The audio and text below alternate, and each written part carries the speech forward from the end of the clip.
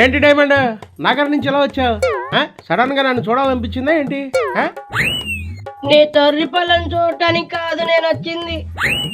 మరి ఎవరి కోసం వచ్చావు? నీ లెగ్ నా దగ్గర పడింది. ఇక నా పరిస్థితి ఏంటో, నా బందర పరిస్థితి ఏంటో. అలా అంటే నేను బొంగమూతి పెట్టుకుంటా వెళ్ళిపోతా. అబ్బాబా, జోక్ చేశాలా అమ్మడు? ఇంతకీ ఎవరి కోసం వచ్చావు? మన పార్టీ అందగాడు వంశీని చూడాలనిపించి వంశీ జైలు దగ్గరికి వెళ్ళాను. నన్ను ములాఖత్ అవ్వడానికి వంశీ ఇష్టపడలేదు. ఇప్పుడు కలవడం కుదరదు అని జైలర్తో చెప్పించాడు.